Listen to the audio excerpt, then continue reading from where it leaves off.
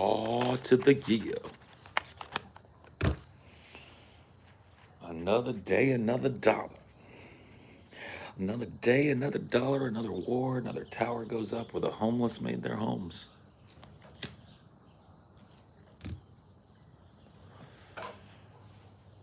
So, and we pray to as many different gods as there are flowers, but we call religion our friends. We're so worried about saving our soul, we pray that God will take his toll, but we forget to begin.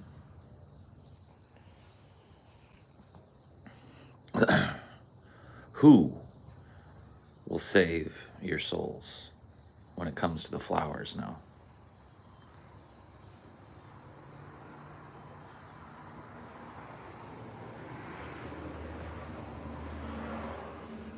Who will save your souls after those lies that you told, boy?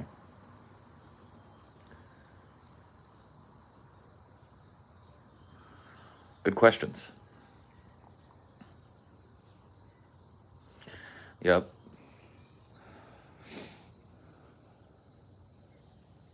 Some are hustling, some are bustling, some are cussing. Cops want somebody to bust down on New Orleans Avenue. Good old Jewel song.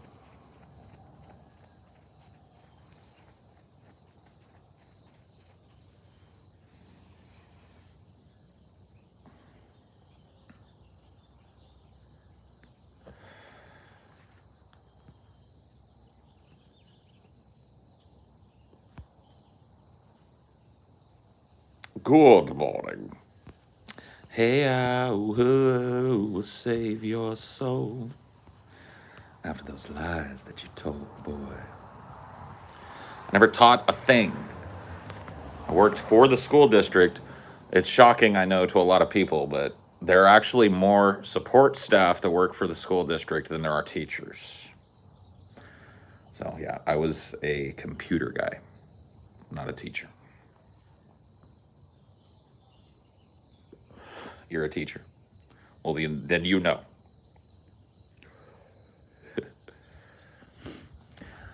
You've taught me many things. I've taught you of shoes and ships and sealing wax, of cabbages and kings.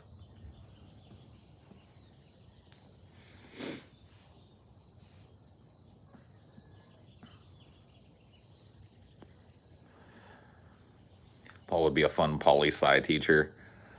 If we could get him to, like, offer a college class called Holy Shit, the World is About to End 101, I could teach that shit right now.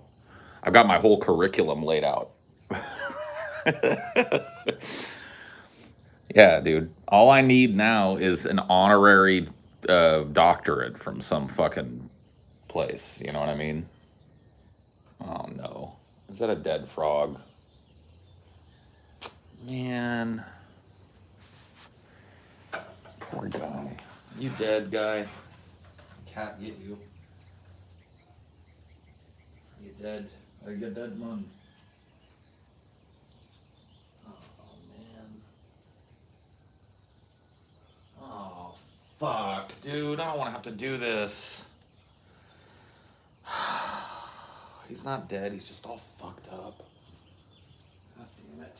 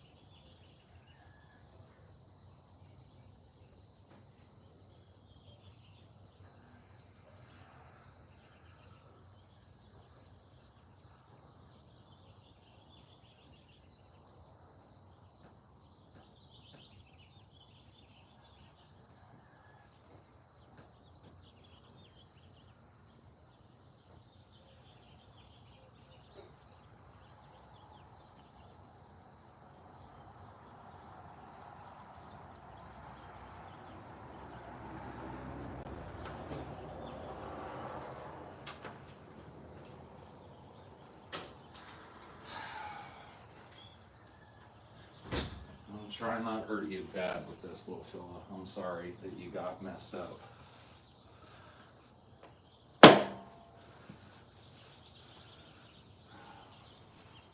Sorry, guy.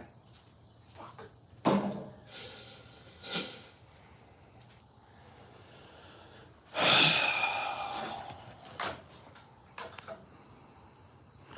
That's not the way I wanted to begin my day.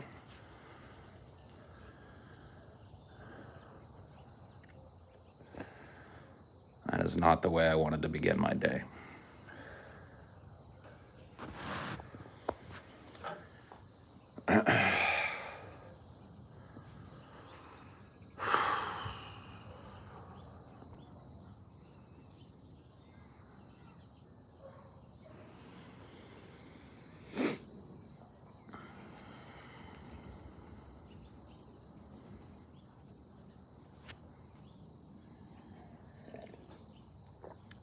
He was missing an arm. He was all torn up. When I touched him, he moved a little bit, like, fuck.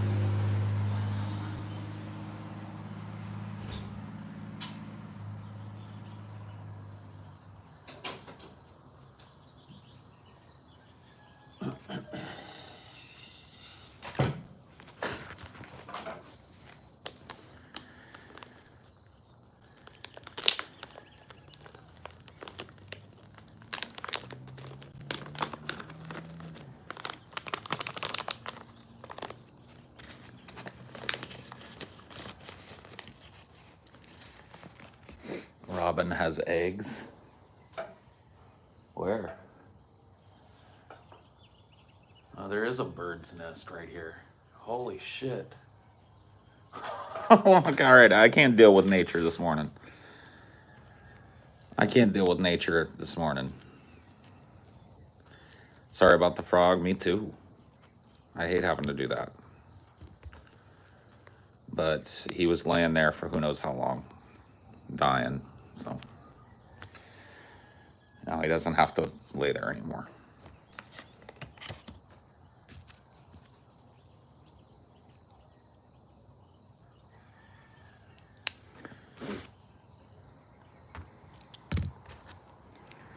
That sucks.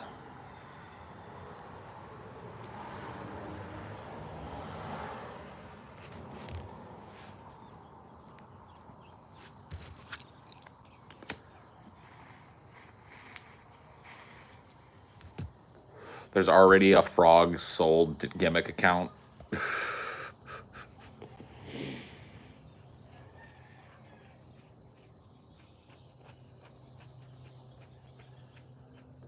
I know. I did what I had to do. I could have just left him there to suffer, or pretend that I didn't see him, or whatever the fuck.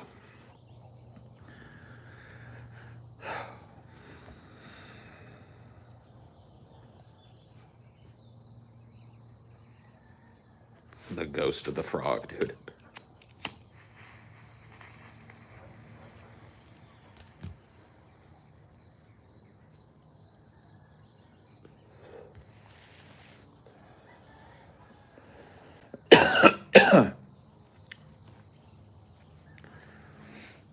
It was, I don't know.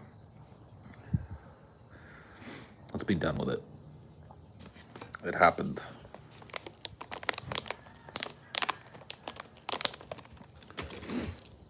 I hate having to do that. I really do. I don't like hurting things. I don't like hurting creatures. I don't like having to do that.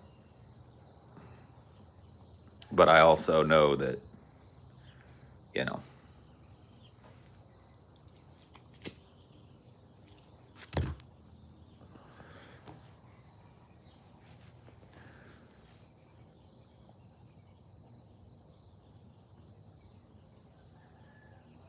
does future Paul ever frequent these streams? I don't think so, no.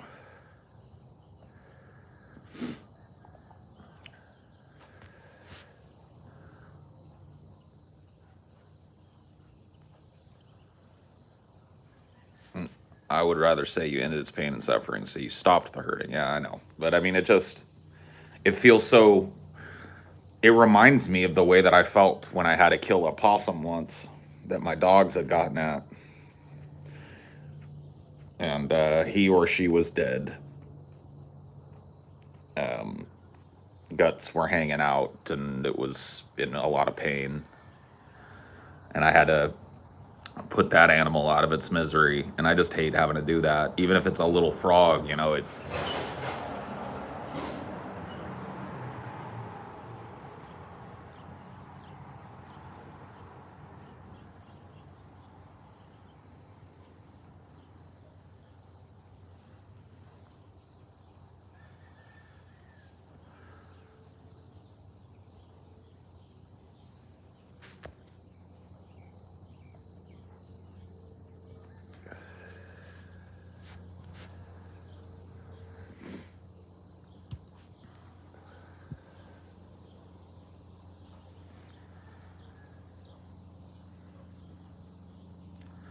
I've never felt that way about killing a thing.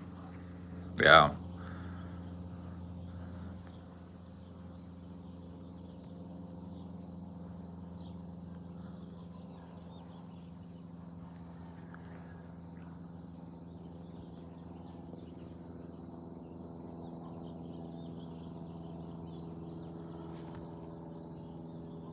Morning, Chelsea.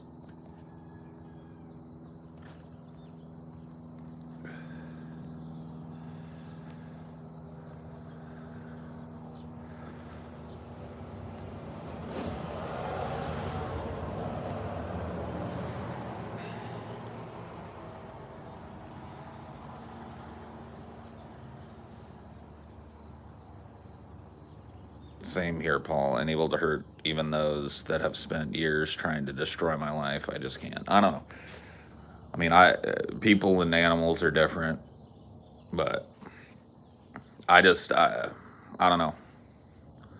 I care a lot for animals, and even animals that most people don't give a fuck about, like the little creatures, the little insects and stuff. Like, I care about all this. And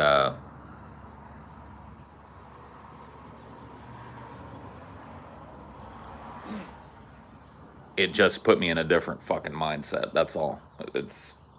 Maybe it shouldn't, you know, as a grown ass man, maybe having to put a frog out of its misery shouldn't put me in this kind of fucking position, but it's just changed my whole fucking mindset this morning.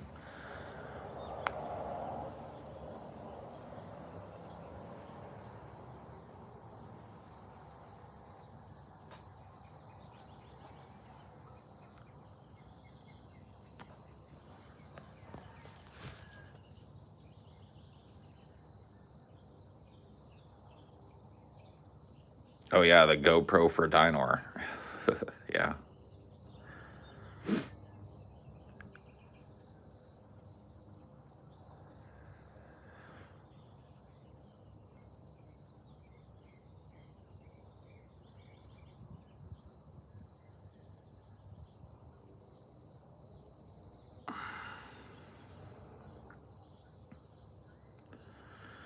Yeah, there's some spider bros that I've seen around. Mostly out here, you get little wolf spiders. And those guys, I always welcome them to set up shop. In the house, I haven't seen any spider bros yet, but I'm sure that'll change.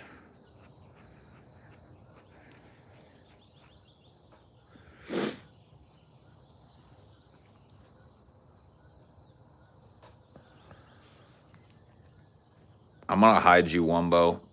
Don't come in here asking about the fucking manatee. Not to be redundant, but don't come in here asking about the fucking manatee. It's not weakness, Paul. Don't let anybody tell you that. It's compassion. The world needs more of that, man. I'm not saying it's weakness. I just don't like the way it feels.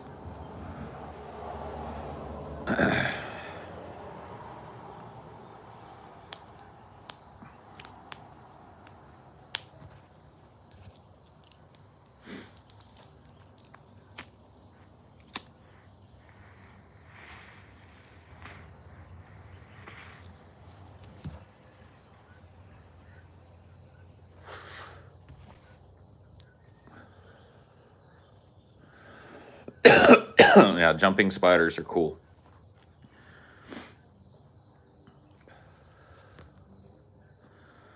I get a lot of bees in the spring because the flowers on a tree by my house. I'm just careful where I step. Bees are our friends. Yep.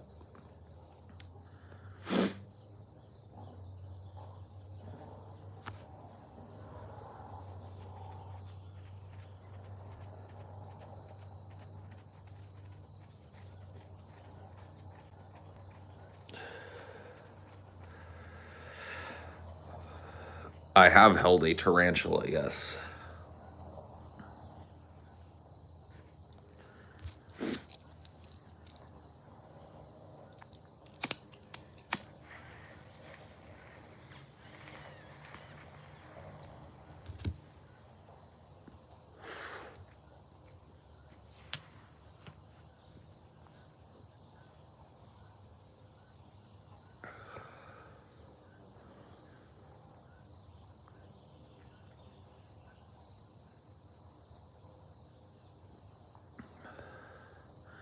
Yeah, the little hairs rising on it. Tarantulas are really cool animals and can be very tame and safe to hold.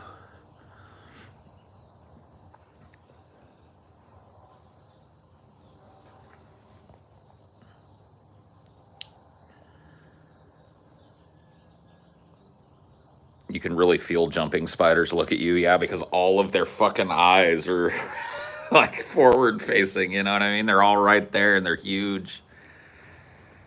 Are you afraid of any insects? Not like to the point of like, oh, but like fiddlebacks or brown recluses, as I think they're actually called, and black widows, things like that. You know, animals that are venomous or whatever.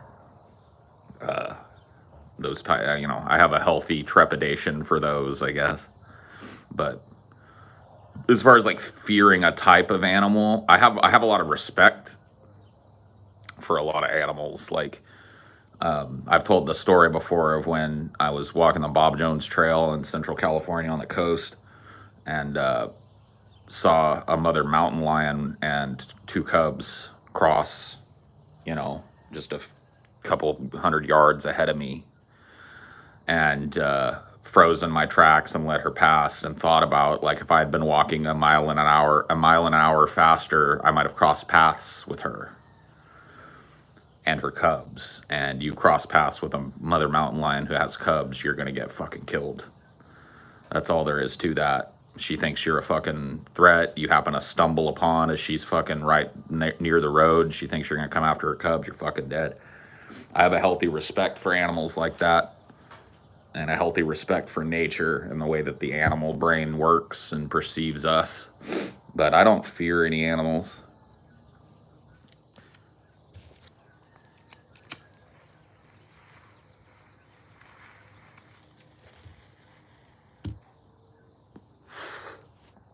Thanks, Matthew Krecklau,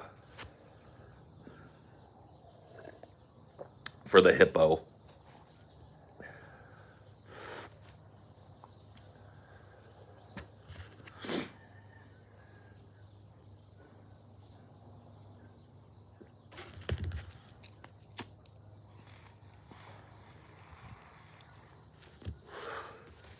Well, fear, when it comes to an animal like that, especially, like, fear is not good.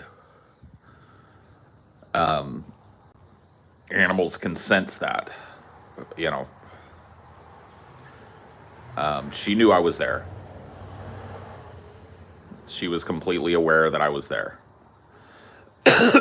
She decided to cross warily, even though I was there. She was aware of me, probably before I was aware that she was there.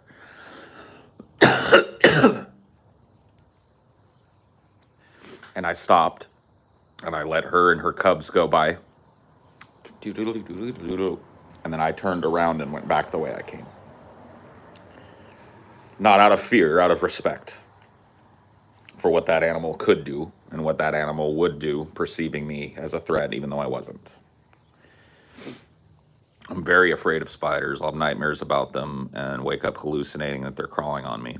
Arachnophobia, yeah. I didn't realize that you were that scared of them, Chels. I guess we never talked about it. I know that TJ's not a big fan of spiders. I don't have that. I don't have that fear, but I can definitely understand it. I have other phobias, and so I can imagine. Although I have a feeling that phobias are different depending on the subject matter. You know what I mean? Like I have acrophobia, or I think that's what it's called. Fear of heights, and that expresses itself, I imagine, way differently than like an arachnophobia does. Most animals are kind as fuck. They mostly want us just to leave them alone. I don't know about kind, but animals, you're right. Animals, like most of them, are not looking to hunt, kill, or hurt a human being. They just want to be left alone.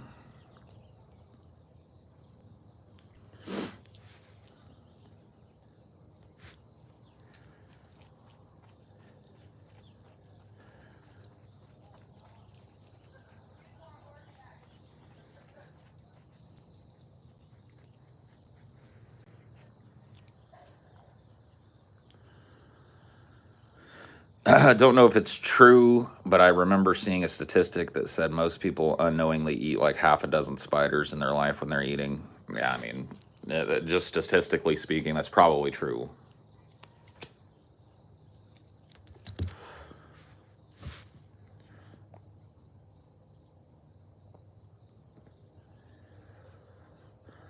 Fear is only a phobia to me if it's irrational. A fear of heights is perfectly rational. Yeah, but the way that it expresses itself in me is, it's like, okay, I'll give you an example.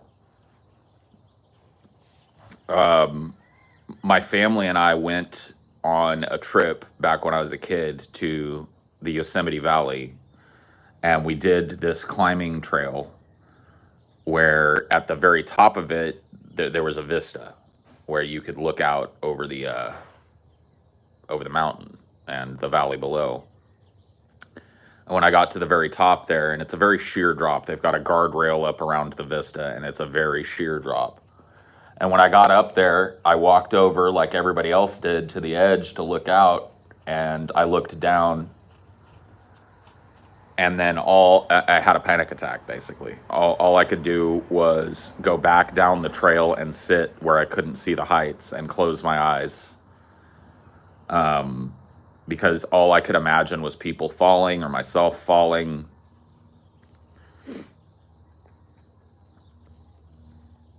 So, I think that that's different than being like, whoa, it's really high up here, It's like not being able to function when you're in that environment.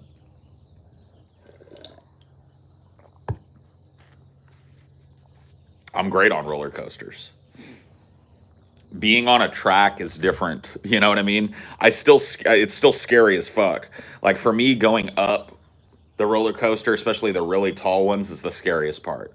Slowly gaining height and like looking over and watching the fucking world get farther away and shit. To me, that's the scariest part of a roller coaster. After it drops off, it's just fun, It's like, wee, ah, whoa, flips. But that like shit is like, oh fuck.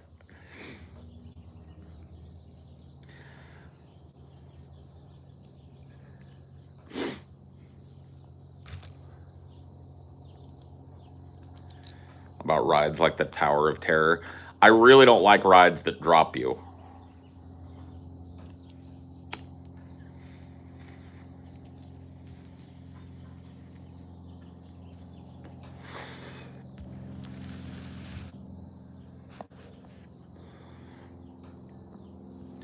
I never had a roller coaster stop on me, luckily. I don't want to think about walking down those long, steep steps. Oh my God, bro. Can't they just bring a helicopter for me? Can't they helicopter me off of this fucking thing? I'm not walking down them steps. I cracked my rib on an old wooden coaster at Holiday World. I'm now too scared to do stuff like that in case I have a medical issue on the ride because there's no getting off once it starts. Yeah. I got whiplash on a wooden coaster one time. I fucked my neck up royally. It's a wooden coaster that they took down at Six Flags Magic Mountain in Valencia, California. It used to be called the Cyclone, and I'm pretty sure they rebuilt it because it was a fucking nightmare roller coaster. It was so bumpy. Like you would go off the first drop, and it was like the whole thing just shook you around. And as a young person, I remember I went on that fucking roller coaster and came off and couldn't turn my head left or right. Just knocked my neck all out of whack and shit. It's like, nope.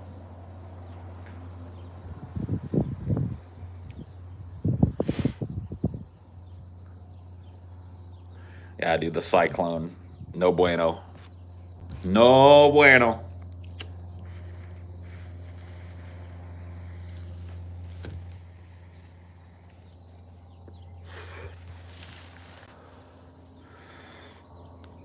I have problems on airplanes, but only during takeoff and landing. I get very incredibly nervous during takeoff and landing on airplanes, but once the airplane is up in the air, I'm usually pretty cool. But I just know that the statistics on plane accidents and shit, and like a profound amount of plane crashes happen during takeoff and landing. So that's what I'm afraid of. But I don't sit next to the window.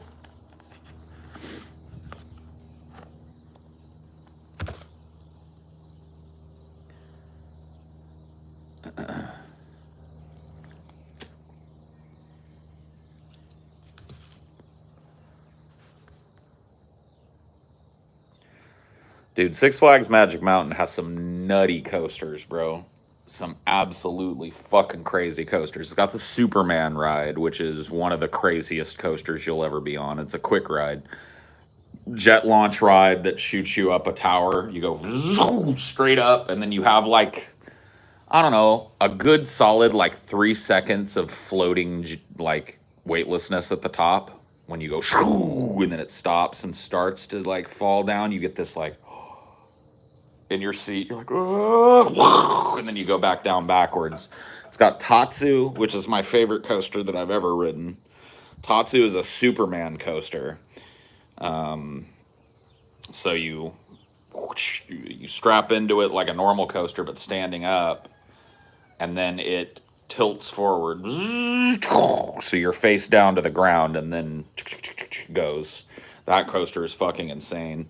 There's a coaster at Six Flags called X2 that is it was one of the first 3D coasters. Those are popular now. A 3D coaster is a coaster that moves you in your seat while you're going through different parts of the coaster.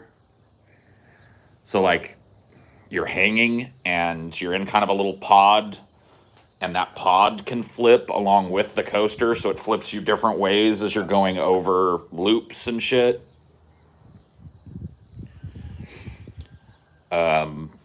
It also is the first coaster I've ever been on that drops you upside down and backwards off of the drop. X2, you go up backwards. and then the coaster lays you down, and you go like this way back down over the first drop. It's insane. Never been on a coaster like that in my life.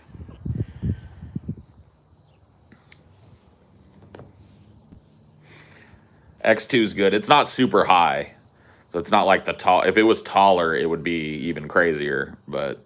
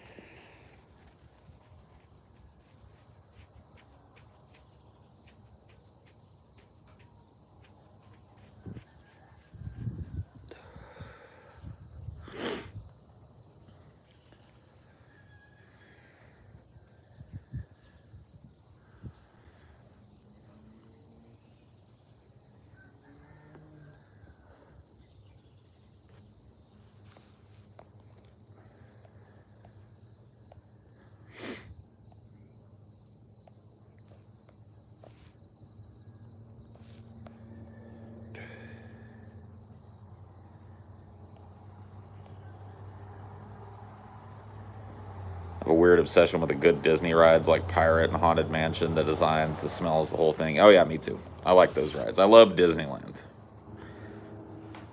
Disney World, not so much, but Disneyland, I'm all about Disneyland. All those old rides hold up so well. The old Haunted Mansion, the old Pirates, Space Mountain has been redone and is now really cool. The Matterhorn, all these rides are great.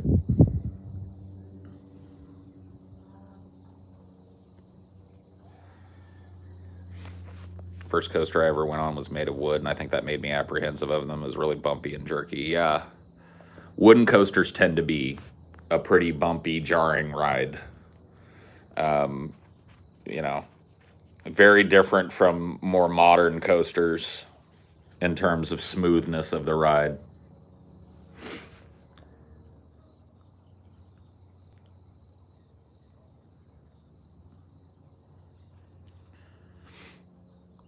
What about Epcot? You can keep Epcot. You can keep all of Disney Florida. I was not. I mean, there was some cool stuff in Disney, Florida Disney World. I guess it's supposed to be. There's some cool stuff there, but it's just a nightmare to get around. It's too big. It's too huge. Yeah, I did like Universal in Orlando better than I liked Disney World. That's for sure.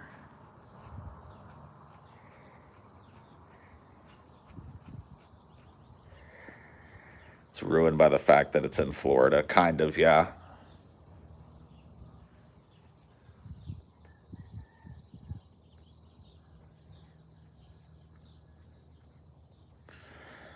Fell asleep with my hair in a ponytail, and that's like the worst fucking thing. You wake up. Uh, Disney World has like 2 week thing to see it all, and it will be like a 12K trip at least. Jesus, no, no, no. Do you like California Adventure? I could do without California Adventure. If I were to go to Disneyland right now, I wouldn't even bother buying the Hopper Pass ticket or whatever because California Adventure's meh. Disneyland proper, that's where you go. You get that, and you buy the fast pass, and you stay for a day. And I know the exact route you take through Disneyland. I know it like the back of my fucking ass. You walk in, right? Here's how you do it if you ever get to go to Disneyland. When you go in the front gates of Disneyland, you'll be on Front Street. Front Street's like the big shopping, all the shops and stuff, or Main Street USA is what they call it. Anyway, so you walk down Main Street USA towards the castle. You'll be able to see the princess's castle off in the distance. And as soon as you can, you hang a left, right? So at the end of Main Street is this kind of roundabout, and you can go any which way, and a lot of people just wander around the park. No. You hang out immediate left, and that takes you to Adventureland. You go to Adventureland, the first thing you do when you get to Disneyland is, if it's open, you ride the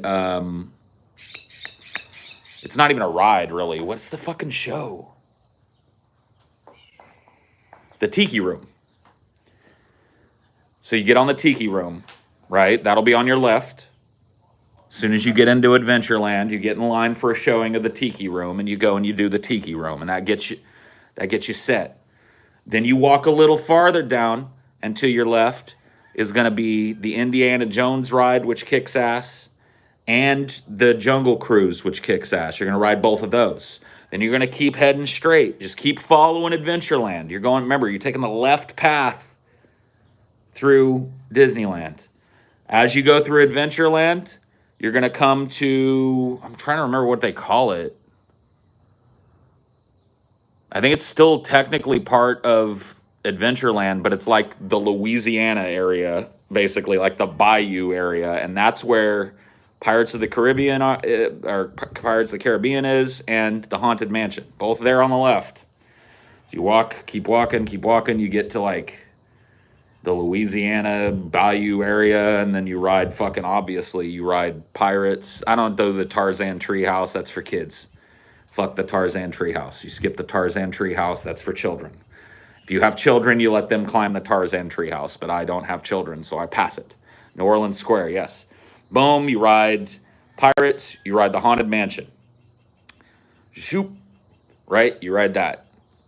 Then you'll be able to see Splash Mountain from there. So you walk straight and you get on Splash Mountain. Then you go up around and you ride the Rocky Mountain Railroad. Thunder Mountain Railroad. That's what it's called. Thunder Mountain Railroad. That's another roller coaster that's there.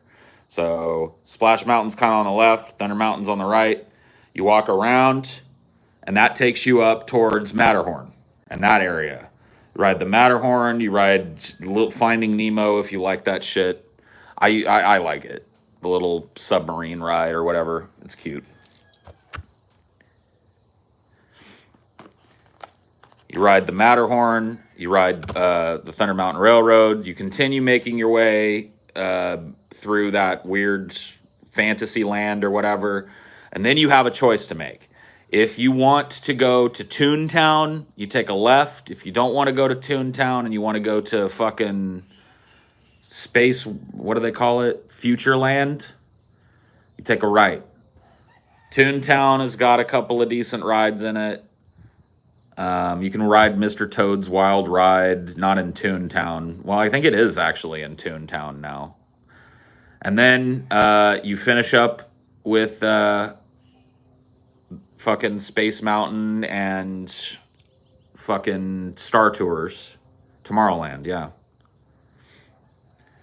And then by the time you're done with that, the sun will be going down. And it'll be time for you to watch the parade, if that's your thing, and the fireworks display. And then you go home. Mr. Toad's in Fantasyland. Yeah, he's right next to Dumbo in Fantasyland, right in the shadow of the Cinderella Castle. You're right.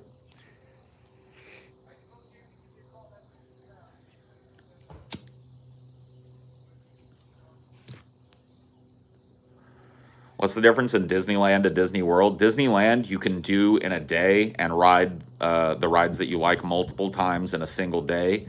Disney World, you have to go at least like 2 or 3 days to get on everything that you want to get on.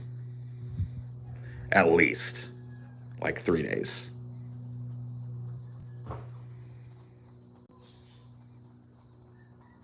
Mr. Toad is a darker ride, yeah. I mean, it starts off kind of wacky and shit, but it gets like a crazy acid flashback by the end of it. You know, like the devil is there and everything. It's like, whoa.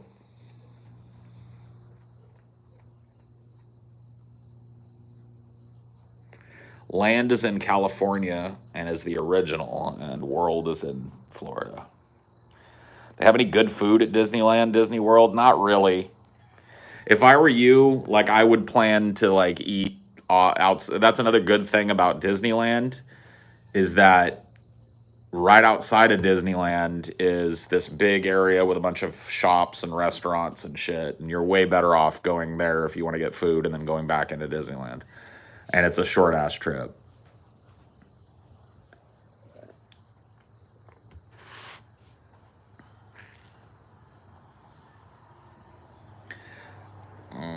I mean, I tend to disagree on the Disneyland good food thing. Wear a monocle and sneak into Club 33, yeah. I've seen the doorway to Club 33, but I've never been in it.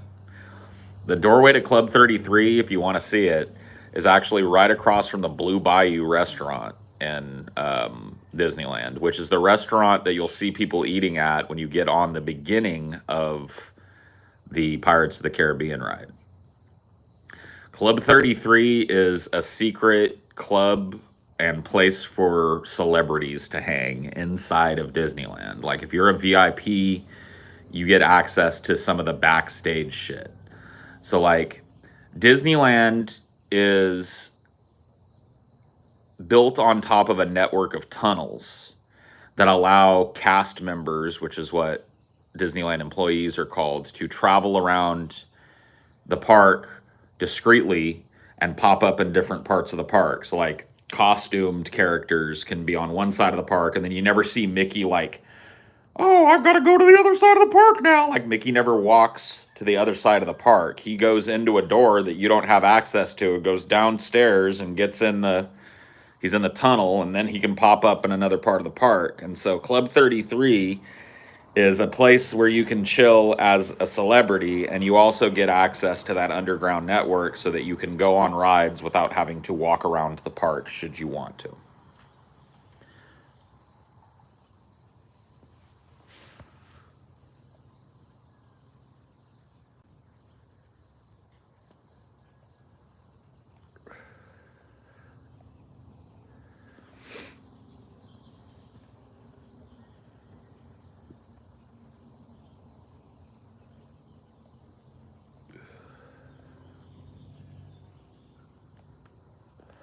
There's tunnels at Disneyland as well. There's tunnels at Disney World, and there's tunnels at Disneyland.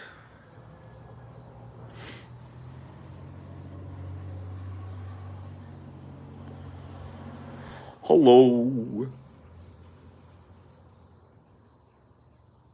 Hello. Costs 33 grand to get in and 15K a year. Yeah, sounds about right. Apparently there's a hair salon in the tunnels. Yep.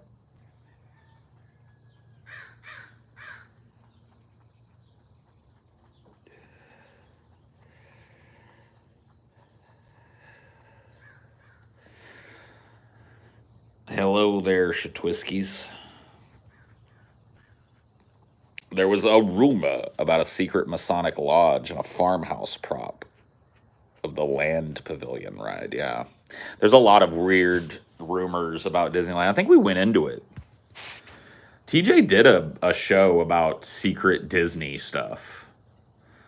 And we watched a video of a dude that like infiltrates the Disney parks at night and walks around inside the rides when they're all shut down and shit.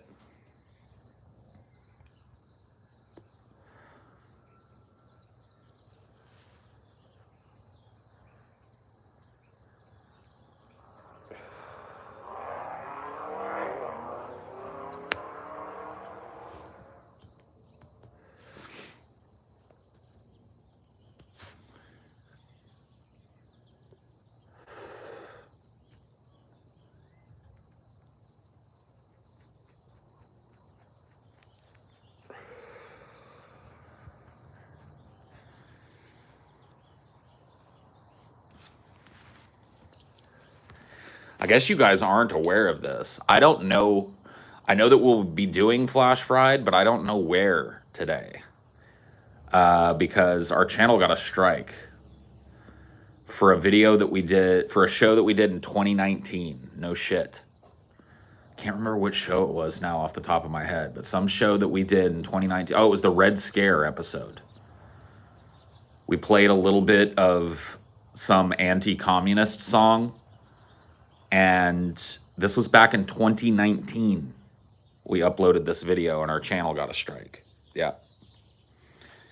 Yep. This happened. I don't know what happened with it. The guys and I are going to meet here in a little bit and discuss what's fucking going on with it. But I do know that the strike precludes us from uploading and live streaming for like a week. So we're probably going to have to do like Flash Fried like here or on TJ Does Life or on TJ's main channel or something. And then like upload it to the channel like later. So I don't know. I don't know how you guys will have to stick to the Twitter for the announcement and shit. You guys will have the insight on that. It's really hard to communicate with our fucking fan base and shit without being able to upload to the channel. And by the way, it's a bullshit strike as well. It was a strike on...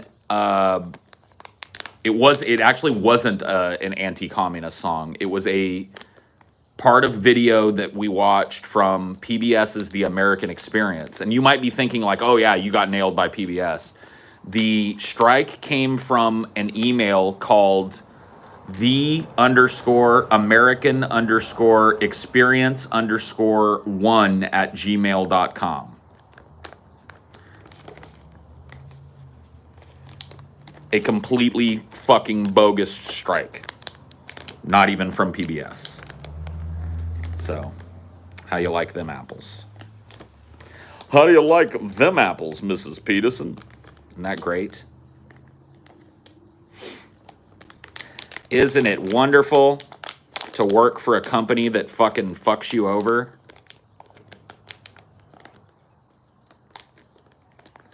Isn't it great?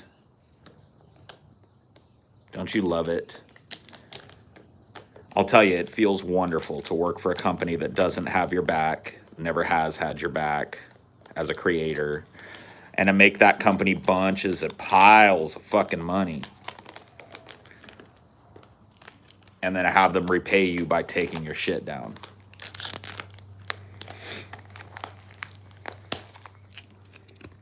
So there you go. That happened a couple days ago.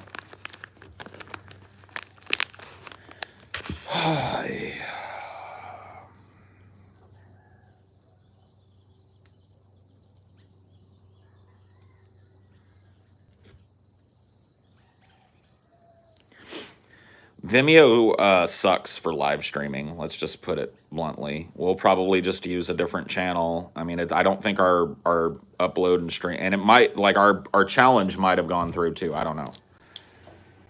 Like I know that we did a counter notification and shit. So we'll see what happens.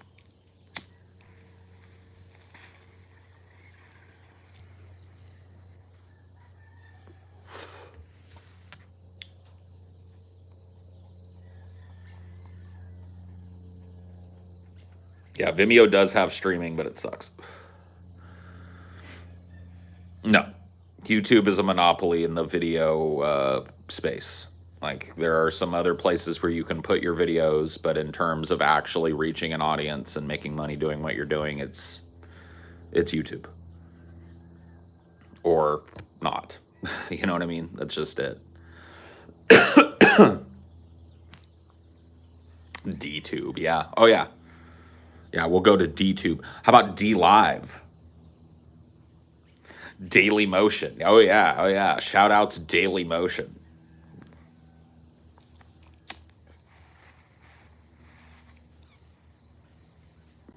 DTube. I know, dude. It's just like, you really got no fucking... You got no chance. You got no chance. You got no choice.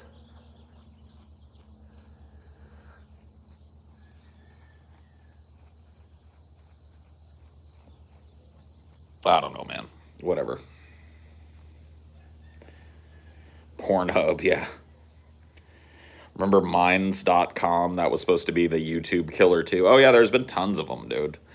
Back in the day, there used to be a meme about YouTube called The Promised Land, because everybody believed that some other platform was going to rise up and become the new YouTube. There was like ULive and VidTube, and like there's all these other like weird little side sites, and everybody, like a bunch of people would be like, oh, yep, this is the new one. Fuck YouTube, we're leaving. Everybody was always going to the promised land and then coming back. It still happens too. It just recently happened to that fucking Twitch streamer Ninja. He signed some exclusivity deal with some other streaming platform who nobody, like, I don't even know what it is. And took his, like, thought he was going to take his million strong audience over there, and it just flopped, and he ended up back on fucking Twitch again. Mixer, yeah.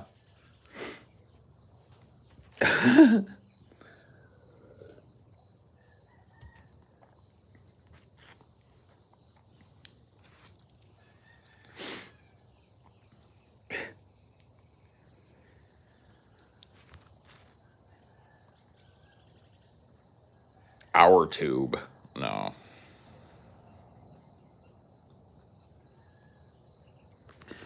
Microsoft's Mixer, yeah.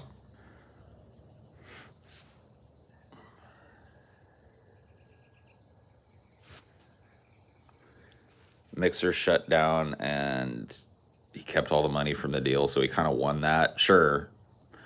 I tried streaming on Mixer, but they banned me. I guess I'm too offensive for them. Mixer, dude. Mixer.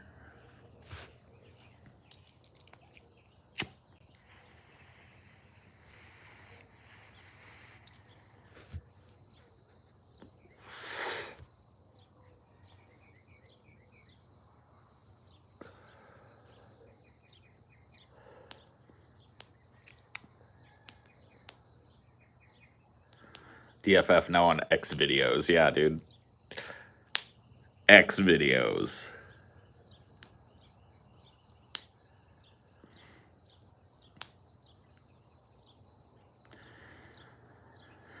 Oh, another day.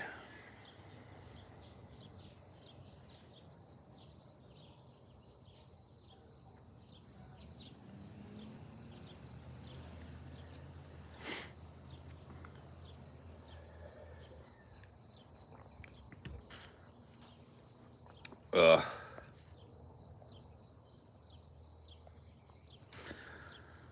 Yeah, you used to be able to like design your channel page and shit with colors, different layouts and stuff back in the day. Now everybody's YouTube channel page looks the same.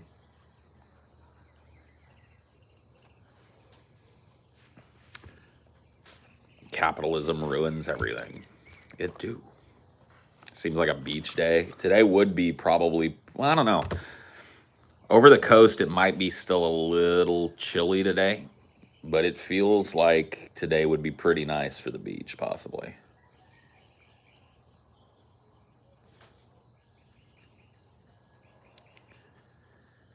I'm watching you while installing an Ubuntu distro. Ubuntu distro. Yeah. A Linux dork.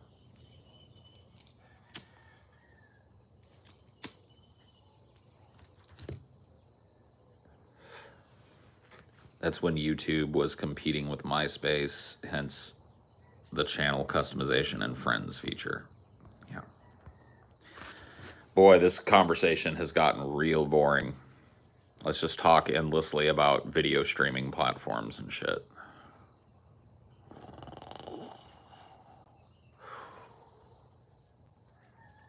I just got the day off for a wisdom tooth pulled. Good for you. Congrats. Congrats to you.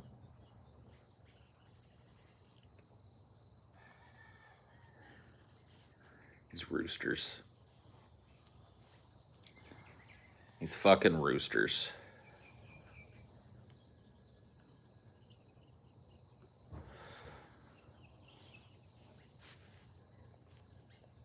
Let's talk about Mars. They have a helicopter thing hovering around there now. Yeah, I saw that. Do they have? Is it already there, or are they sending it there? It's already there. They've got like a little fucking drone on Mars now.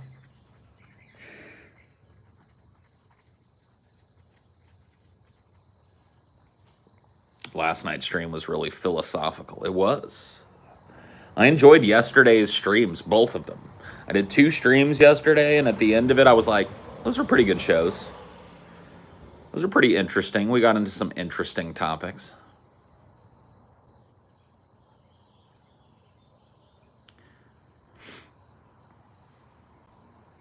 I enjoyed the streams yesterday. Today, more somber streaming. Started a little weird.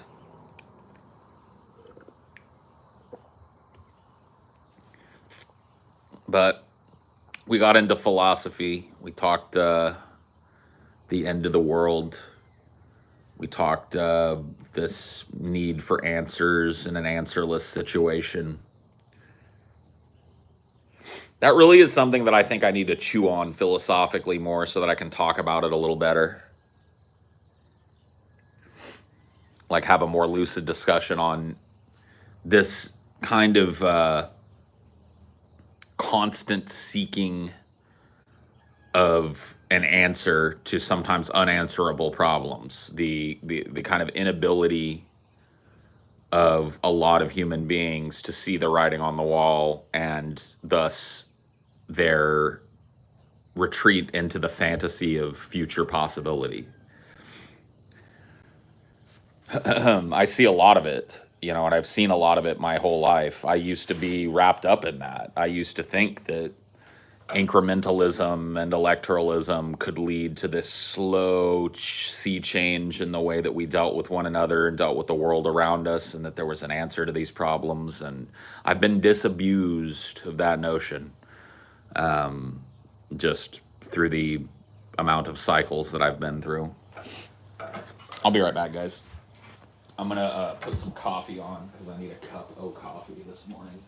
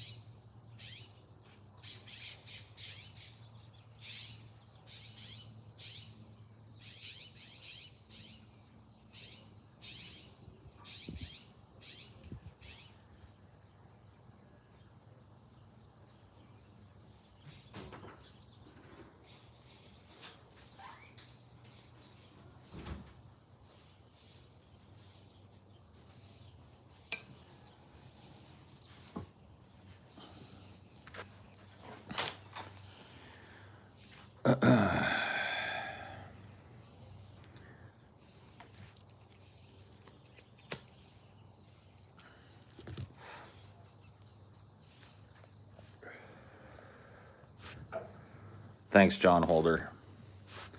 I did ask you to remind me of that. I will grab a cheese stick or something when I go back in to get my cup of coffee. Got to put a little food on the stomach. Good reminders. Good looking out. Anyone know what kind of birds those were? What birds?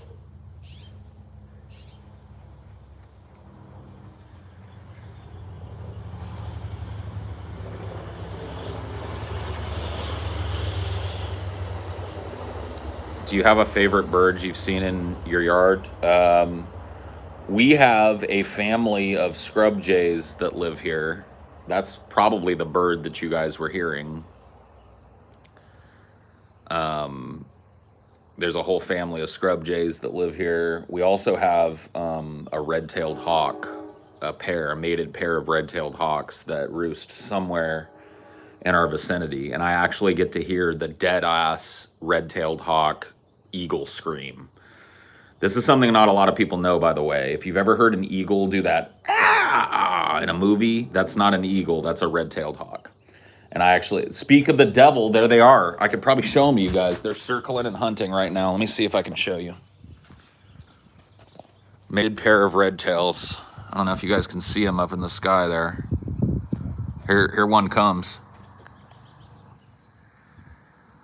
They're circling, looking for prey. Beautiful, wow. Ooh, that's a beautiful bird. Flew right at me. Did you guys see that shit? It's like they heard me talking about them.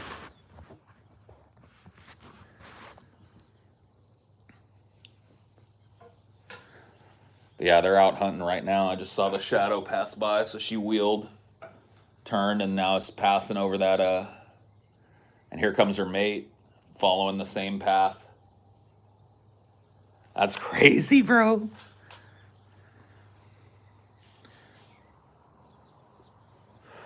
So they roost somewhere around here.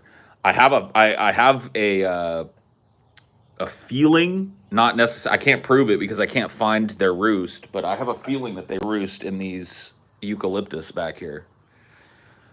These are some of the tallest trees in the area.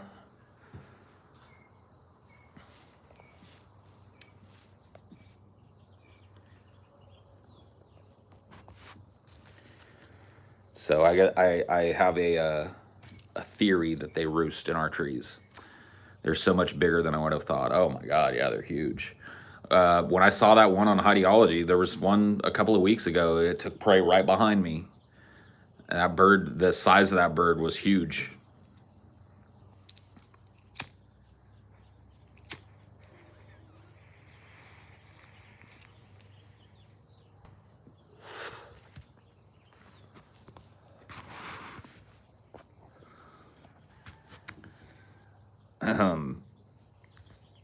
By my house, there's a place hundreds of turkey vultures come to mate every year. They all chill in a couple of trees at the end of my road for a couple of weeks. That's crazy. Yeah, eagles are huge. Hawks not typically as big as eagles, but still a huge bird. And they are really actively hunting right now.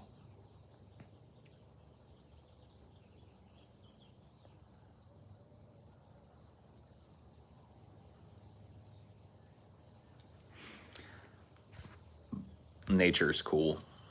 Nature's fucking cool.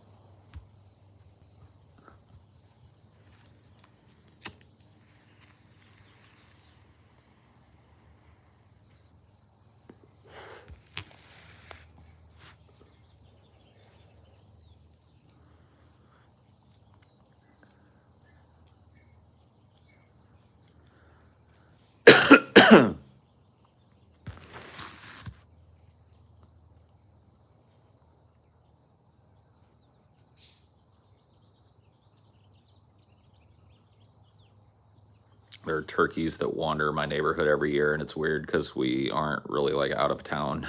Yeah. Some animals just kind of like don't give a fuck, man. Like I live out of town. I live out in the country, and so, you know, I get a lot of like last night. Oh my gosh, dude! I came out here last night. I had Dinor out here with me. I was just sitting and smoking a cigarette or something, and brought him out here to potty. I put him back inside and like came back out, sat for another 5 or 10 minutes, and dude, there is a huge pack of coyotes that operates in this area, and they were fucking going crazy, crazy, howling and yipping, doing their coyote thing. I could hear the whole pack. Nuts. I have not looked up the Putu bird. Doesn't ring a bell. I don't think I have any Putu birds. Is coyotes slang for something? No. Coyotes are, well, I mean, coyotes are slang for people that take like immigrants across the border illegally. Like that, there's a slang for that.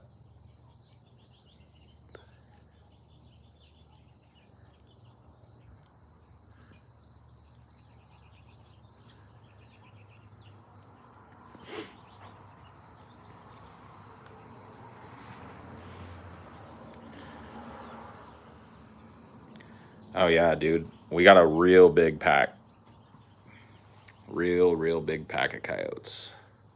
All right, I'm gonna go inside and get myself a cup of coffee and something to eat real quick.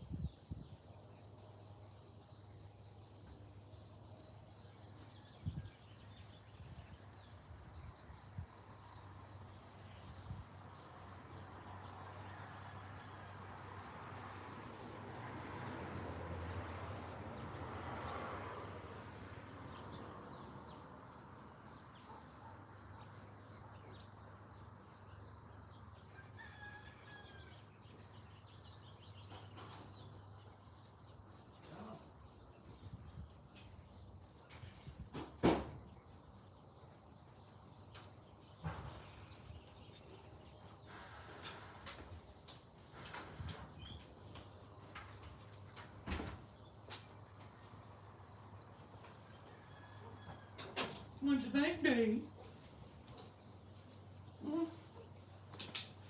What you think?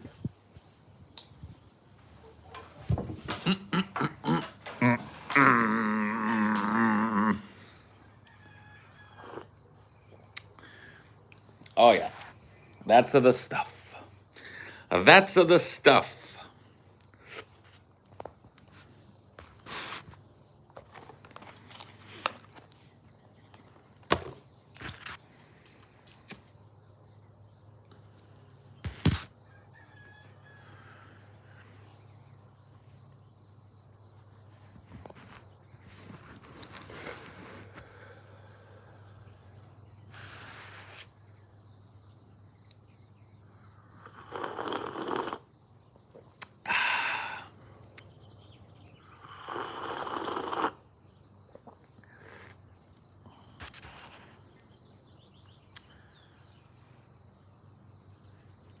Have you ever used a hookah? I have used a hookah, but not to smoke shisha tobacco. I've used a hookah to smoke weed. How's the coffee? Good. Tasty. A deliciously bracing morning time treat. Hold on one second. Do a time check real quick. How to do a time check. I'm doing okay. Got about another hour or so to kill if I want to out here with you guys before I gotta make my way indoors. Have money from grumpy gay Brits who cannot get fish and chips due to never-ending lockdown. Damn. Sorry, man. You guys can't get you don't have Uber Eats in Britain where you can get... Oh, I made some coffee, baby. You want me to go grab you a cup? I got it. You sure? Yeah, there's a just fresh too.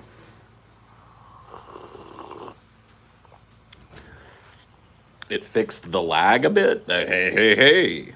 Oh, what do you know? Imagine living somewhere with an actual lockdown. I know.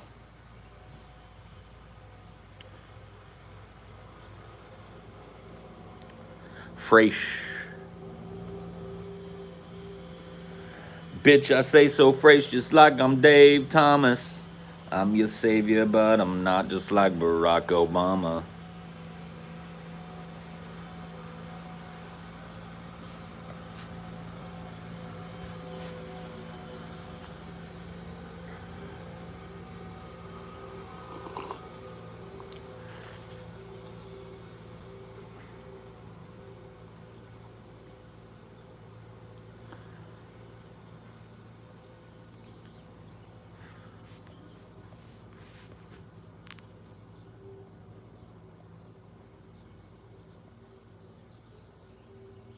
Poop. It is relaxing sitting here. It's dinner time here, and all I want is haddock and chips. Haddock and chips, damn you. Haddock and chips is all I want. What kind of world is it when a British man, a man of the Queen's cloth, cannot get some haddock and chips?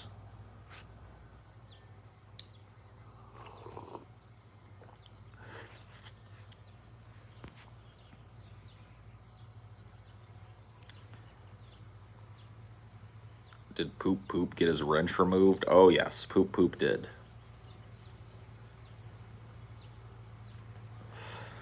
Blue skies smiling at me.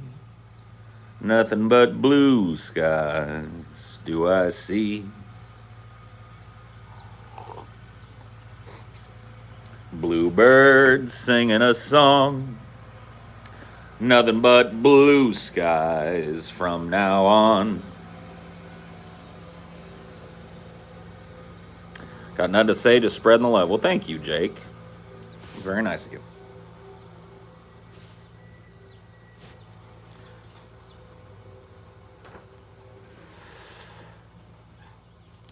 Shoo-dooby-dooby-dooby.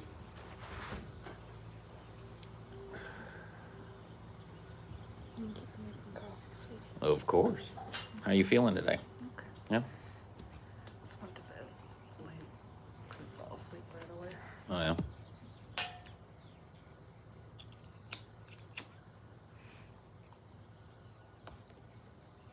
Still smoking the doo-doo? Yep, the doo-doo, dude.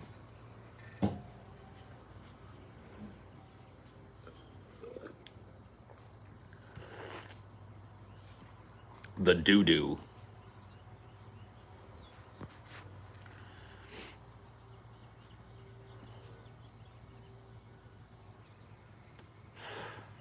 Smoke da poo-poo.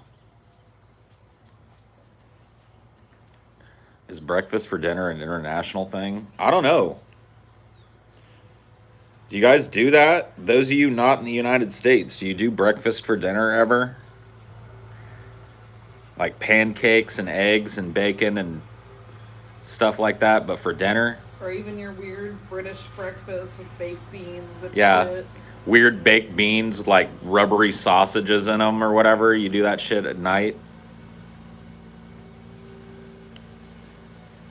Some people are saying yes.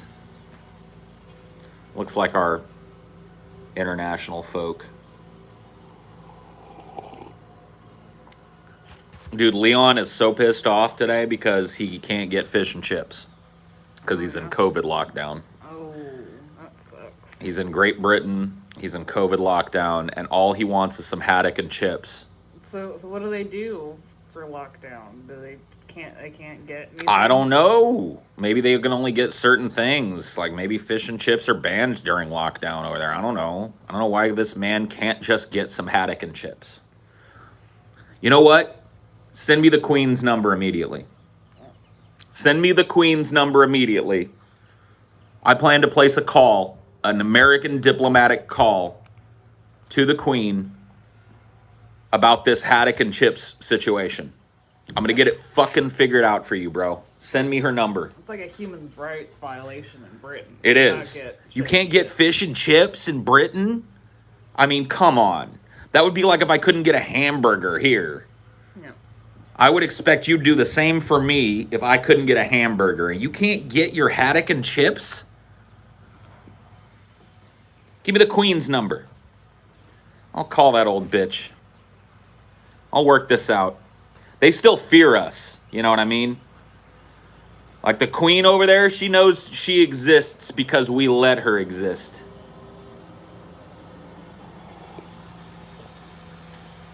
I'll solve this shit. I'll have you a steamy pile of haddock and chips in an hour and a half, sir. Give me that number.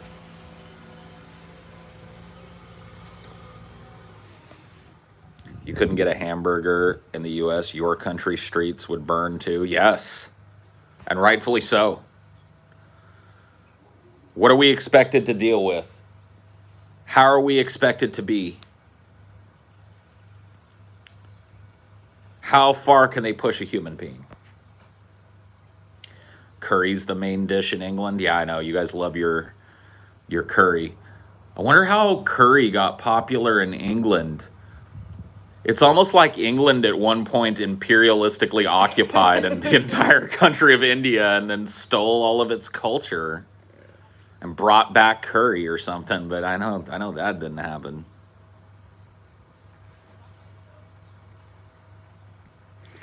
I know that didn't happen.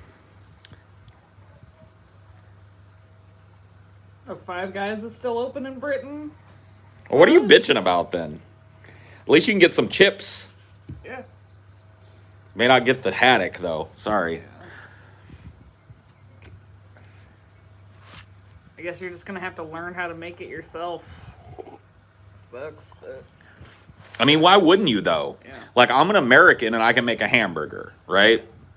All I got to do is make a hamburger. So I can do that. I can make my country's dish. Like, why can't you make haddock and chips, bro? Take your fishing pole out there, catch a haddock, fillet that haddock, debone it, dry, wet, dry, deep fry that haddock. I probably could make haddock and chips. Like, I know the basics of deep breading and deep frying. You do your fucking spices. You do your egg wash, and then you do your flour at the end of that. Then you fucking drop it in the oil. Wait till it gets nice and golden and fluffy and starts floating up to the top, and you scoop that shit out. Let it drain for a minute. Let the grease drip off of it. Boom. You got your haddock. How hard could it be? I've haddock up to here with the lockdowns. Ha ha! Brits have haddock up to here with these lockdowns. If a Brit can't have fish and chips, what has the world come to?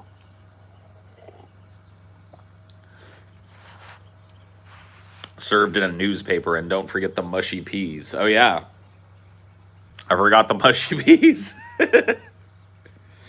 Served in a newspaper, huh? That's the way they do it over there.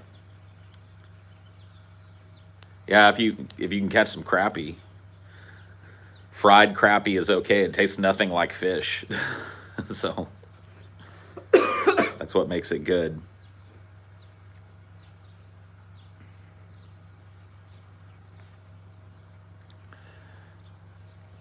I don't even know what mushy peas are, man. What the fuck is a mushy pea?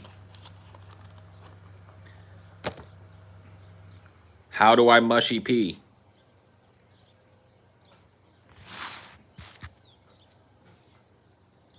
Is it just mushed up peas? Is that it?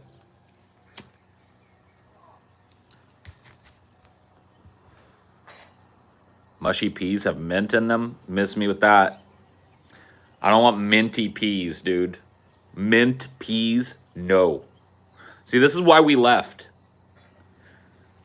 This is why my ancestors left the British Isles, okay, and came here to the great land of opportunity that is America. I'm so glad as an Irishman I don't have to be a bootlicker to the British crown. I mean, you kind of do right now, though. Or are you the other Irish? Isn't the other part of Ireland not part of the UK? Yeah, are you Northern Irish?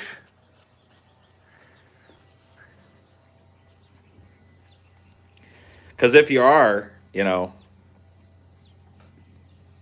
may the road rise up to meet your feet, and may the wind always be at your back. May the sun shine in your face. May the wind always be at your back, and may the road rise up to meet your feet.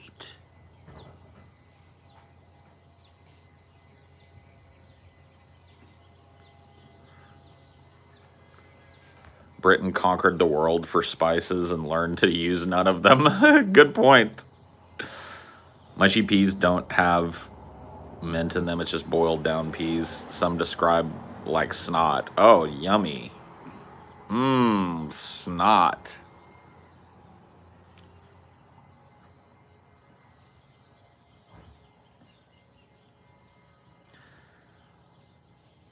You see what Calais Pekche is?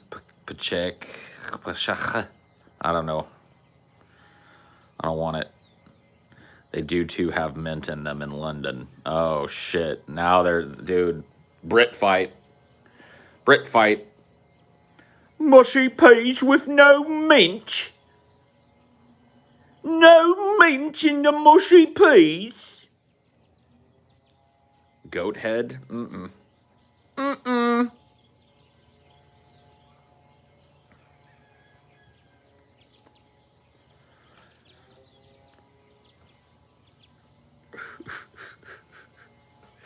Brit fight. This is why we left, dude. We got sick of this shit. We got sick of eating fucking tea and crumpet, fried fish and shit, and we were just like, fuck this, man. I want red meat. Give me a home where the buffalo roam.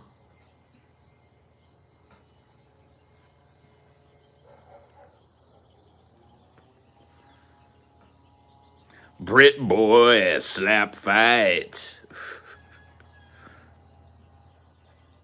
Jellied eels. Oh my fucking god, bro. Disgusting. Disgusting, bro. Ugh. Jellied eel. Fuck me.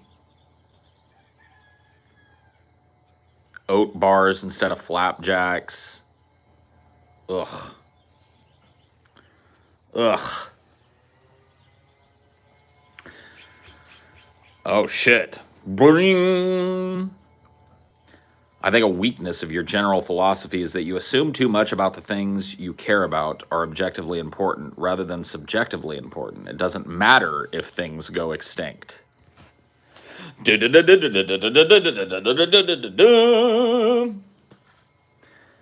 I mean, yes, you know, my opinion on the extinction of the planet is utterly subjective, but I would like to hear the counter opinion that it is good that we're destroying the biodiversity of the planet and good that we're acidifying the ocean. I just don't understand how you could have a philosophical fucking problem with that statement. Like, you have a problem with the philosophical statement that it is bad that humanity is destroying the ecosystem. even if it's subjectively bad from a universal perspective, the universe will keep right on expanding and exploding and re-exploding and colliding without all the biodiversity on this planet. So I guess you're correct. I mean, one of my grandmas made that argument, the one that's all objectivist Ayn Rand. Yeah. She's like, you know, humans just have the right to exploit all the natural resources of the world, and then when it's gone, it's gone. Well, that's a very Christian point of view as well. Yeah. Christians have that same point of view. Mm-hmm. They feel that the earth was put here for us to exploit, and because Christians believe in the ultimate end of things, they think that when everything is used up, that's when Jesus will come back and take the true believers up with him. Yeah, but she's like a complete atheist, but she's still on that board of like, you know, it's here, so let's take it. That's the poison of like fucking Randian fucking thought, is it makes religious people out of irreligious people. Mm-hmm. Yeah, Christian dominionism, yes. We have been given dominion, according to the Bible, over all of the fucking lands of the earth, over all of the beasts of the earth, and they were put here for us to enjoy. I mean, think about that narrative in Genesis, right? God created all these beasts, but then he realized that there was nothing but him to enjoy them. And so he created man from the dirt of the ground, and he breathed into his nostrils the breath of life. And he told man, this garden is for you. Which implies that the whole world. Right. That was the whole world at this time. You name all the animals because you are above all these. Right. This garden is for you. It is for you to name all of the beasts and animals and plants. And the only rule is that thou shalt not eateth of the tree of knowledge of good and evil. There's but one tree which you cannot eat of. There's one thing in the garden that is not made for you. And everything else on the planet is yours. That is the central narrative of the Christian religion.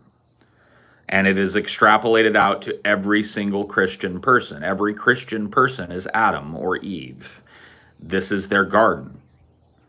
They will use and abuse and make dead any part of the world that they want because it's their purview to do so, because none of this matters. The earth is a waiting room, according to the Christian faith. This is your test. You're in a waiting room right now to decide what happens to your eternity. So what does it matter if you fuck up the waiting room? You know? It's here for you. So it's all gonna go and burn anyways, and all the fucking crazy shit's gonna happen. Right. So why not use it up? And like the flood story kind of goes with that too. Of course it does. It's like everything must suffer for man to find himself. Right. Man has gone astray. Man has forgotten my commandments. Man has begun to live in enmity with God. And so everything on the planet dies, with the exception of the one good man left on the planet and two of each animal. Everything on the planet suffers and dies so that man can reestablish his dominion on the planet. It's told over and over in the Bible. I mean, the Bible is all about exploiting the planet. Manifest destiny, like these lands are yours, they're God-given. Yep. That was the excuse that was used for, you know, the United States to take this whole continent, take all of North America, basically, for our own. I guess that person's like, well, there's been previous mass extinctions, and then look at what beauty came out of those. It's like, yeah, but we're probably not going to survive this mass extinction. Right, like like you assume that humanity, had it existed back during like the Permian extinction or something, would have been one of the very few life forms that survived. Just like all animals are descended from what little was left during the last mass extinction. And you think that humanity is going to be one of those animals. I'm not saying that the earth won't once in the future again be a beautiful, pristine place. The earth, see, that's the thing. The earth is fine. The earth is going to cleanse itself in the way that it always does, and it will eventually be fine after we're gone. But the fact that we're about to be gone along with everything else is the subject of this philosophical discussion we're having. And it's a subject that a lot of people run from. You know, ultimately within every life form, like you said, like our society has this death urge, and that's transcending the normal human or the normal instinct of life to survive. Right. Like life tends to share this self-preservation kind of instinct, and human beings have transcended that instinct. Our self-preservation instinct should be fucking screaming at us right now, but in a lot of us, it's just hunky-dory because we're unable to process the damage that we've done globally. I can walk outside of my door and see this beautiful tree behind me and the beautiful blue sky, so everything must be okay, right? Yeah. It's, you know, we're not currently being hit by a hurricane or whatever, so it's like, Yeah.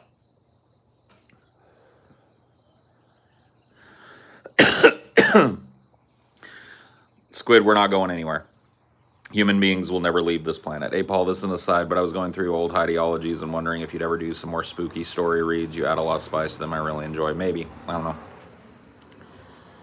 Thank you for the donation. But yeah, I don't know. Neanderthals survived for longer. Sure. Neanderthals were on the earth longer than human beings were. Neanderthals never really left the planet, though. They just became subsumed into the human species. We fucked them out of existence. I mean, if you think about it, a lot of animals have too.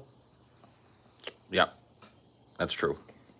Think of all the half wolf, half domesticated dogs there were that just got subsumed. Yep.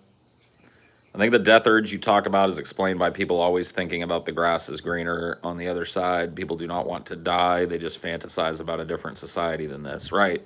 But the problem is that fantasy is damaging because that it's not just fantasy when it's used to justify the continued rape of the natural world. It's not fantasy anymore. Now it's reality. Now it's fantasy impinging on reality. A fantasy about a magic machine or a magic scientist that's going to come along and invent something that's going to save us all, save us all, save us all.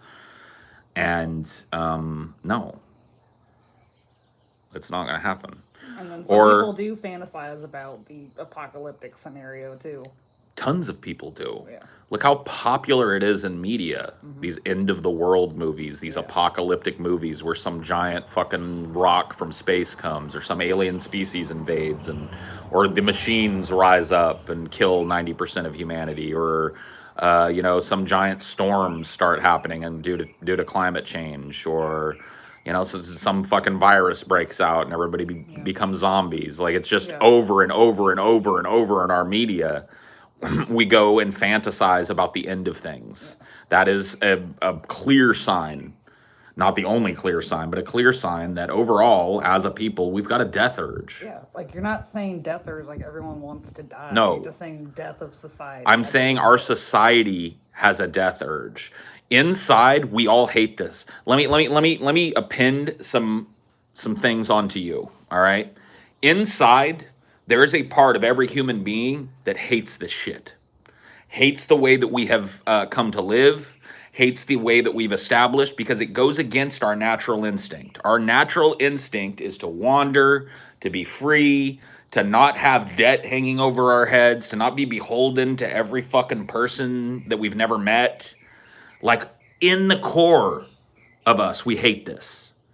But we're very defensive of it because it's supposedly better than the alternative or it's all we've ever known. And so that duality in man is at the core of what we're talking about.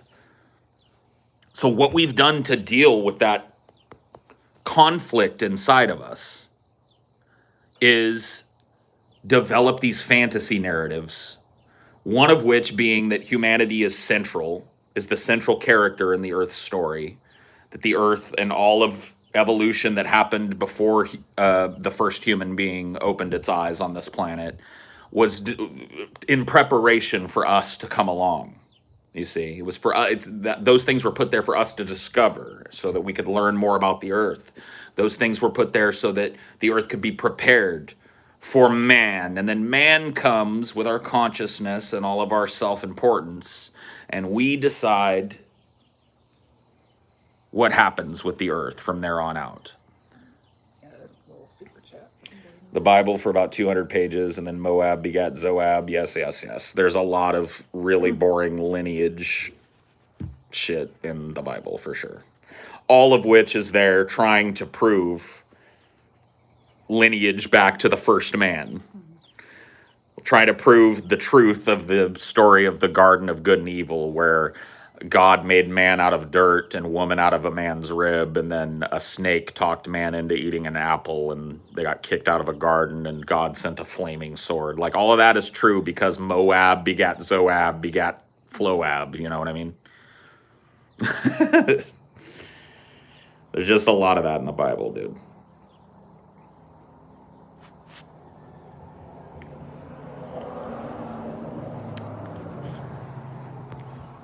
Thanks for responding to my criticisms or disagreeing. Oh, of course.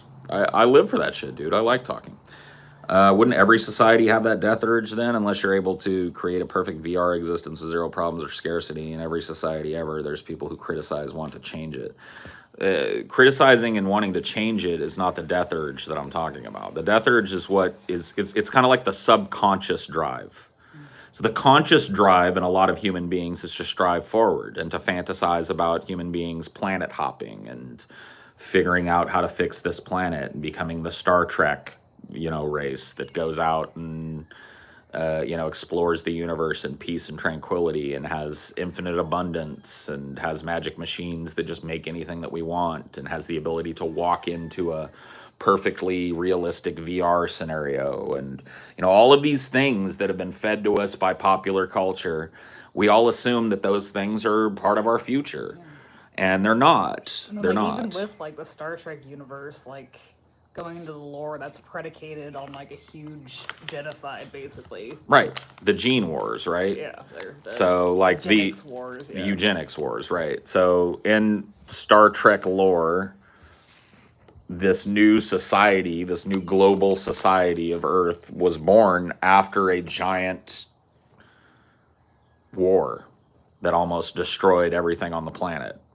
And so we all believe that there's some fulcrum that we're going to tip, and then there's maybe going to be some war and strife, but out of that is going to blossom this beautiful, bright green civilization with beautiful ecologically integrated arcologies and a peaceful space program and the secrets of the universe laid bare in front of us, and beautiful exploration, and none of that is in our future. A human being may establish a semi-permanent residence like on the moon at some point in our future. I don't think there will ever be anything like a colony on Mars. Mars is out of our reach at this point. It's just a fucking dream, guys. Well, it's like if we were going to do that, we would have invested as much in space as we do in the military, like back in the 60s when we first landed on the moon. Yeah. I mean, I don't know. Disabusing people of all of these false notions is not fun because it makes me that's why I get called a doomer. But really, I want people to know we are facing multiple collapses on multiple fronts, the most serious of which is an ecological collapse that is going to absolutely fundamentally change what it means to be a human being on this planet and might wipe us off of this planet. Very likely will, with a little help from us. And we're careening towards this future. And people are acting like there's some sort of long game out of this. There isn't. The way out is through.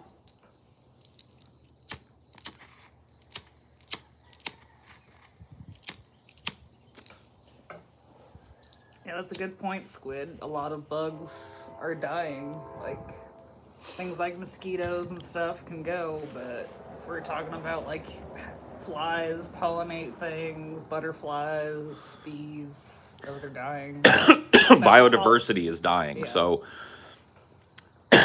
everybody knows about the food chain. The reason everybody knows about the food chain is typically because human beings like to talk about how we're at the top of said food chain. But there is a food chain in nature. And one seemingly small organism, seemingly insignificant organism within an ecology can have a profound effect on the food chain. For example, there are let's just make up a biome. There's a biome where there's a beetle. That beetle feeds on fungus and stuff on the forest floor. Those beetles are predominantly fed upon by frogs. Those frogs are predominantly fed upon by large insects, larger insects than the beetles, predatory spiders and such. Those spiders are predominantly fed upon by birds. Now, not only is this predation happen, but at every stage of that predation, these little animals are pollinating the plant life around them. So not only do they occupy a space in the food chain that's necessary for the animals higher up the food chain, right? But they occupy a space in the natural world as well, where they are pollinating flowers, they are spreading spores around that allow more of these beetles, that allow more of these, you know what I mean? Larger predators feed on the smaller until you get to the apex predator in your biome. And it is an unbroken chain. And if any part of that chain goes chink, guess what happens? Everything in that biome dies. Everything. Suddenly there are too many beetles, and the fungus dies. There's not enough fungus to go around anymore because there are too many beetles, because what preyed on the beetles has died. So the fungus dies, and then the entire ecology is dead functionally. The plants can't live anymore because nothing is pollinating them. The animals can't live anymore because there's nothing for them to feed upon, and it becomes a dead zone. What we're seeing right now is the desertification of our planet. We are slowly but surely removing all of the foliage and forested areas of this planet and desertifying our planet. Go look at a desert. Now, there is life in a desert, but life is very specific and very spread thin in desert environments for a very good reason. Because very few animals can exist in that biome, including humans. So, The same person's talking about, like, we can just reflect the sun back to reduce global warming. It's like, first you got to clear the space junk to make room for that. that's just a fucking joke. You're gonna reflect the sun back with what? It's like giant Fucking Earth-sized mirrors? Like, how are you gonna do that, bro? Science fantasy once again. And, like, there's so many things in the way. Like, all the space junk is in the way. You'd have to clear all of Yep. that somehow. You have to repass satellites or destroy satellites and reestablish their orbits in different ways and shit. It's fucking ridiculous. You're not going to build a giant stationary sun reflector in space. The ice caps actually do that, Paul. Oops. Sucks that those are disappearing, huh?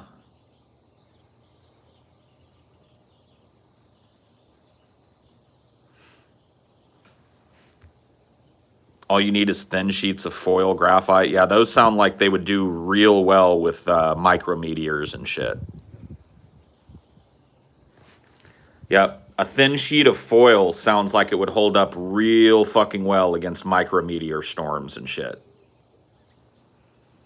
That wouldn't be something that we'd have to replace literally every fucking day. Science fantasy. Sorry, bro. The big giant sheets of reflective fucking tinfoil aren't going up around the Earth. We don't have the capacity to fucking get them up there in the first place, and the idea makes no fucking sense. We would have to literally go and vacuum up all the space junk that we've created that orbits the Earth at high speed that would rip through that shit. That space junk, like, is the basis of our communications now.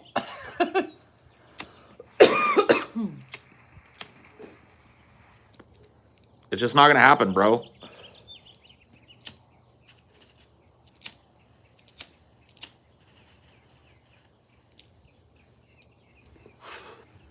I really fucking hate these lighters. Yeah, I'll get some Vicks next time.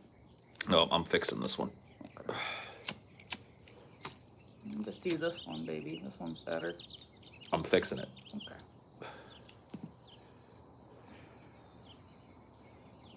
A little too much. Right there.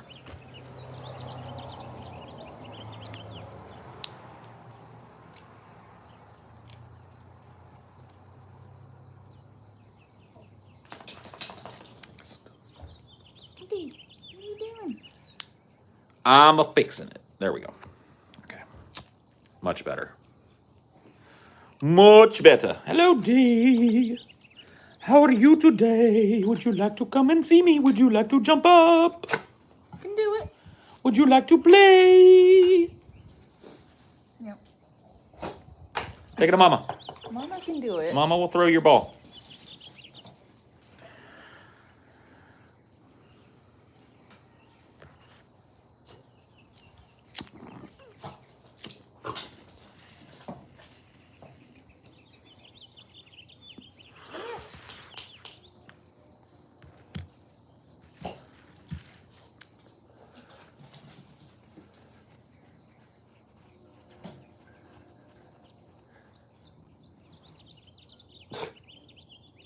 Oh, he's got pee. Distracted.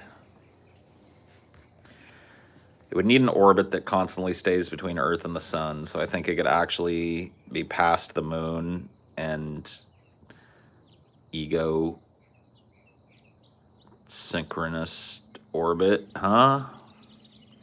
Anyway, I have to go to work. Goodbye now. And Jimmy, the Reach, we don't have any responsibility to anything or anyone. Anything going extinct today can be brought back using DNA printing, cloning. Oh my fucking God, get out. Go away. Oh, that, dude, you're gonna peace out and go to work after we have like a reasonable fucking talk and make a stupid statement like that and leave. Oh, fuck you, dude. Yeah, we can DNA print biodiversity back onto the planet. What about the fucking ecology that we've destroyed out from under it? Where are our new 3D clone printed fucking animals that are extinct gonna live, dumbass? You want me to unhide? You can unhide him, but that's just like what a shitbag way to go out. I'm gonna go, guys. By the way, here's a stupid fucking statement. Peace. We don't have a responsibility to anything. Yeah, we have responsibility for nothing. That must be a great way to live. Think about the story this dude has told himself about the existence of human beings. Human beings aren't responsible for any of this. We don't have a responsibility to anybody because the universe doesn't care. What? Just make giant reflectors and everything's cool. Yeah, dude. Just put some fucking tinfoil up in space and it'll like fucking solve global warming. Bing, bang, boom, dude. Just reflect a bunch of fucking sun back. Yeah, dude. Totally fucking gonna happen. Anyway, Come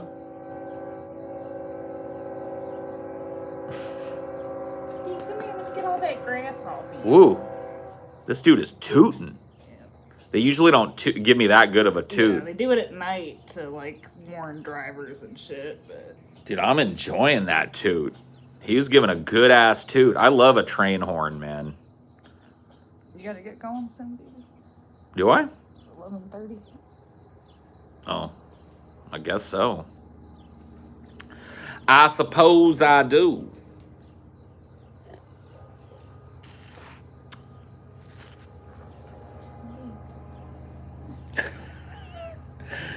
empty.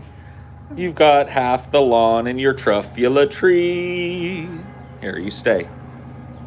Let Mom pick this out of your tail. You stay. Or I'm just gonna cut it. Like, not to the skin, but just... Give me that, too. Give me that off your nose. You're a mess, Dee. Hey! Thank you. Mom's cleaning out your truffula tree. And you'll stay right where you at.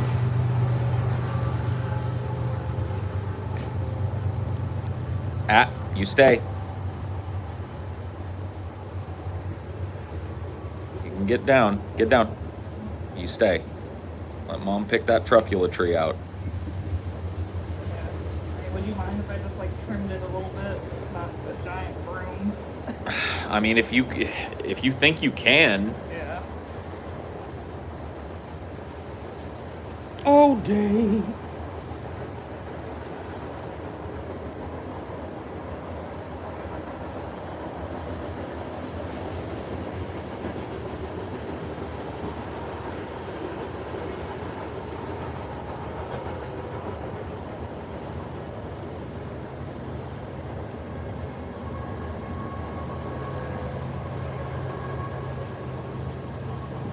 Actually, tinfoil in space would work. My fucking God, bro. Okie doke. Tinfoil in space it is. That means that there is definitely no need for us to worry.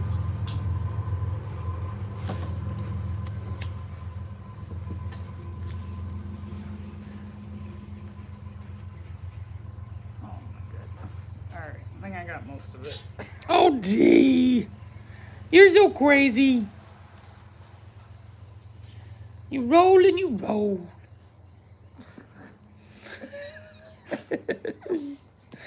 I love you, buddy. I love you, buddy. I'm glad that you're happy here. Mm-hmm. Makes Dad happy that you're happy here. Do you want to come up here? Oh, yes, you do. Say hello. Say hello to the people. Tell them how happy you are to be here. And how much fun you have rolling in the grass and getting your whole tail filled with sticks and twigs and leaves. Oh, yeah. So fun. So much fun. Isn't it so much fun? Don't you have so much fun doing it? You do.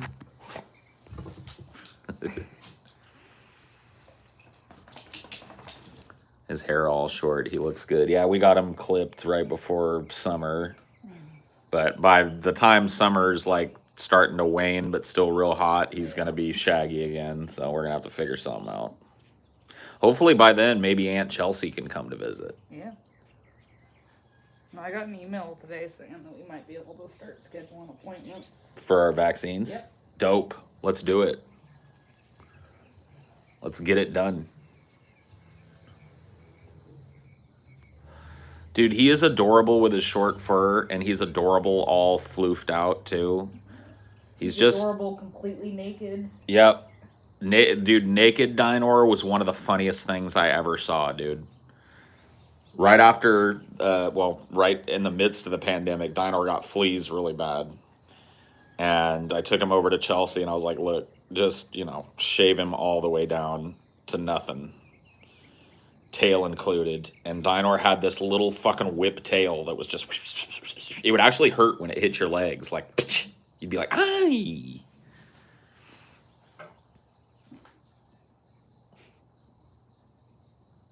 You like getting groomed. Like a little monkey.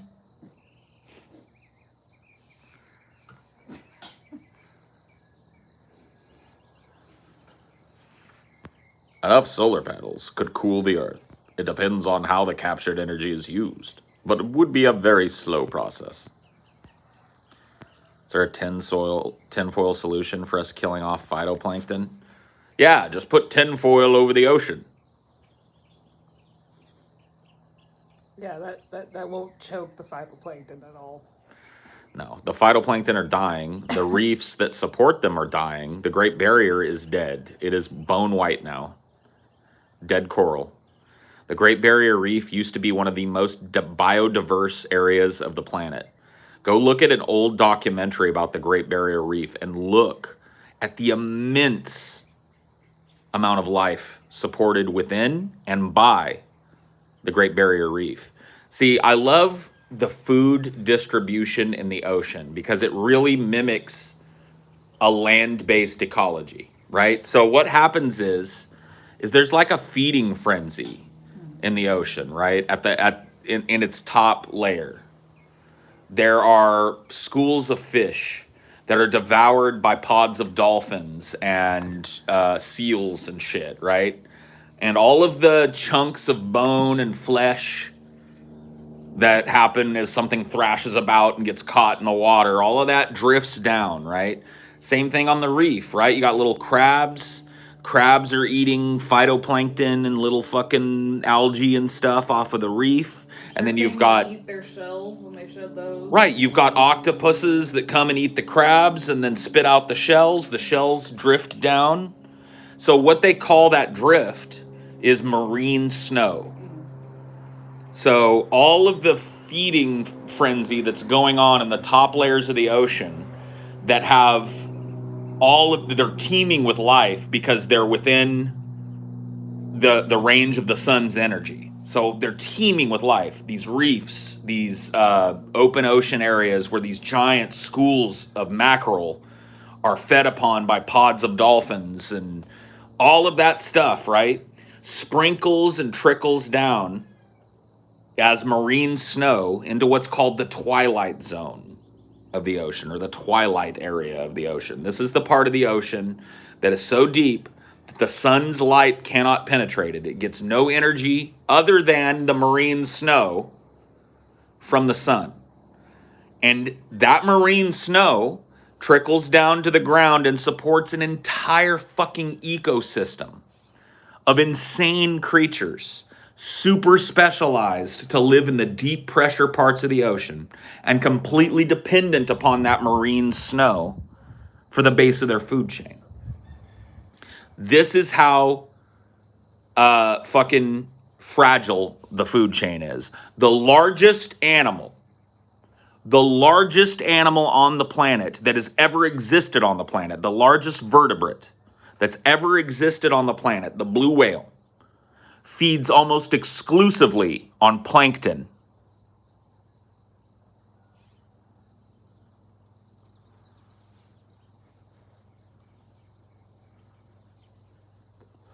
One of the largest animals ever to have, the largest animal ever to have existed on the planet, the largest vertebrate ever to have existed on the planet, feeds on plankton and krill.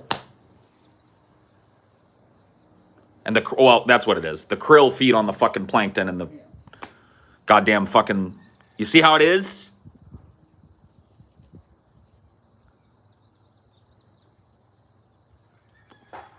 So the phytoplankton die. The krill die. The krill die. The blue whales die.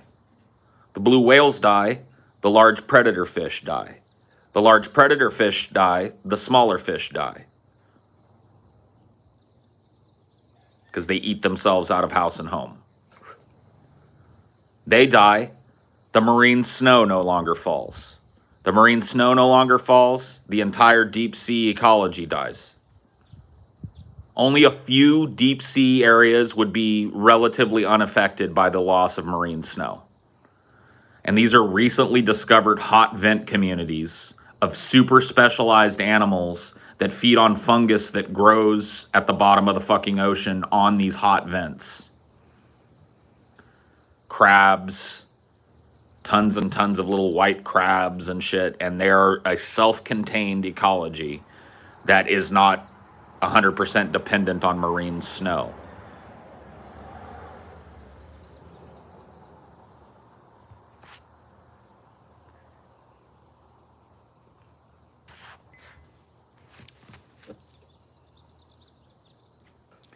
Oh yeah, the plankton photosynthesize. Yes. Plankton provide about 70% of the oxygen on the planet. So this is what we're talking about. Algae, thank you for the correction.